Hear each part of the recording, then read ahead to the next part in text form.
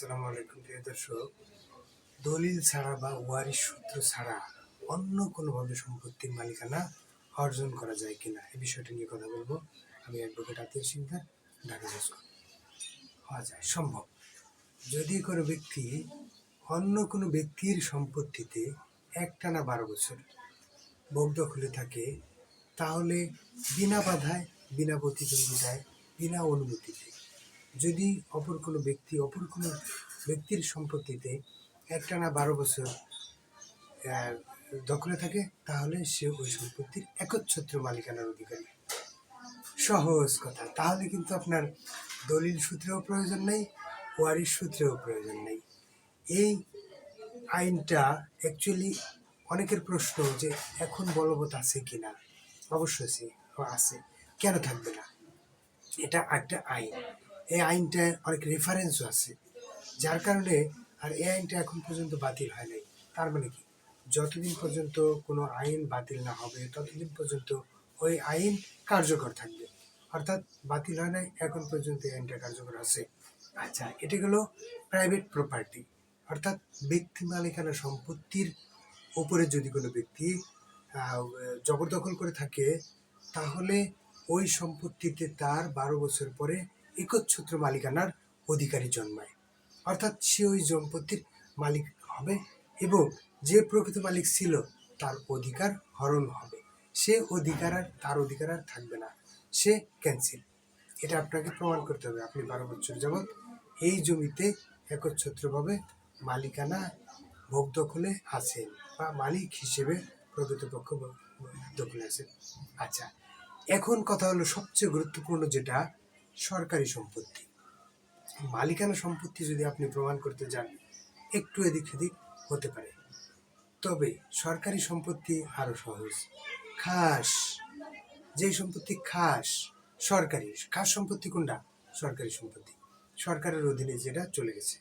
এই সম্পত্তিতে যদি আপনি একটানা 60 বছর দখলে থাকেন, তাহলে কিন্তু আপনার মালিকানার অধিকারী জন্মায়।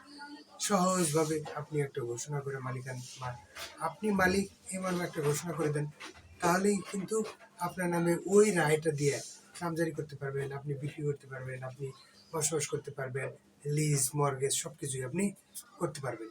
এই জিনিসটা করার জন্য আপনাকে কী করতে হবে? অবশ্যই একটা ঘোষণামূলক মামলা করতে হবে।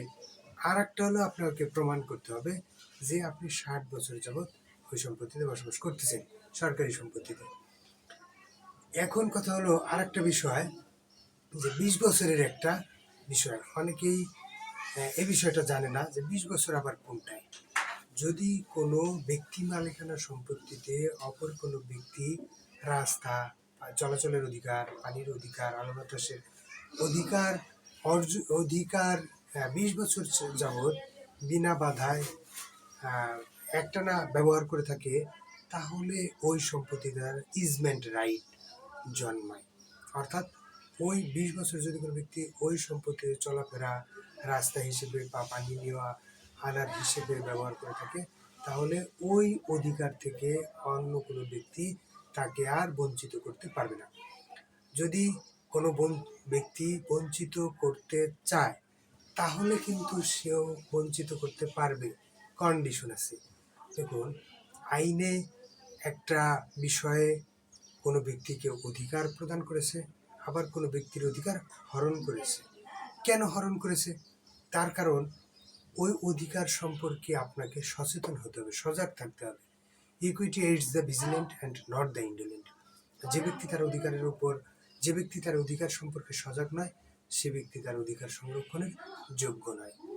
আর একটা কথা আছে রোমান আইনে, ডিলে ডিফেক্টস ইকুইটি, বিলম্ব ন্যায়পরায়ণতাকে ব্যর্থ করে। অর্থাৎ কোনো ব্যক্তি অধিকার অর্জন এবং খর্ব করার বিষয়টা আমি বলতেছি। ধরুন কোনো ব্যক্তি 20 বছর যাবৎ চলাফেরা করতেছে, রাস্তা হিসেবে ব্যবহার করতেছে, মালিক বাধা দেয় নাই, কোনোদিনও মামলা মোকদ্দমা করে নাই। এখন কি হয়েছে, 20 বছর চলাফেরা করার কারণে বাদীর কিন্তু একটা রাইট হয়ে গেছে, ইজমেন্ট রাইট চলে আসছে। এখন যদি বাড়ির মালিক বাধা দেয়, তাহলে তাকে 2 বছরের মধ্যে যদি বাধা দেয়, তাহলে বাদী এই চলাফেরার অধিকারটা পাবে। যদি বাদী মামলা করতে 2 বছর ডিলে করে, অর্থাৎ 20 আর 2 22 বছর, 22 বছরের মধ্যে যদি মামলা না করে, 22 বছরের পরে যায় 23 বছরের পরে 23 বছরে মামলা করলো, এই মামলা কিন্তু আর টিকবে না, কারণ তার তামাদি 2 বছর। 22 বছর যদি কোনো ব্যক্তি, 20 বছর যদি কোনো ব্যক্তি চলাফেরার স্বাধীনতাটা অর্জন করে, তাহলে এটা যদি জমির মালিক বাধা দান করে, তাহলে তাকে পরবর্তী 2 বছরের মধ্যে মামলা করতে হবে। 2 বছর যদি ওভার হয়ে যায়, পার হয়ে যায়, তাহলে কিন্তু আর সে এই মামলাটার অধিকারটা আর পাবে না, এটা ডিলে হয়ে যাবে, তামাদি হয়ে যাবে। যেহেতু এটা তামাদি আইন, যদি পর্যাপ্ত কারণ, পর্যাপ্ত গ্রাউন্ডস দেখাতে পারে, 2 বছরের পরেও মামলা করতে পারবে যদি কোর্টকে সন্তুষ্ট করতে পারে। কিন্তু আপনি কেন এটা সচেতন হবেন না যে আপনি 2 বছরের মধ্যেই আপনি মামলাটা ফাইল করতে হবে? আর অপর পক্ষ যদি কোনোভাবে 2 বছর গড়াইতে পারে, তাহলে আপনার অধিকার আর থাকতেছে না, আপনার অধিকার খর্ব হয়ে গেছে। এখন দেখুন, এই বিষয়টা অনেকের কাছে জটিল হতে পারে, এরপরেও যদি কোনো বিষয় জানার থাকে আমাকে বলতে পারেন, আমি বোঝানোর বা জানানোর চেষ্টা করব। আজকের মতো এ পর্যন্তই রাখি, সবাইকে ধন্যবাদ, আসসালামু আলাইকুম।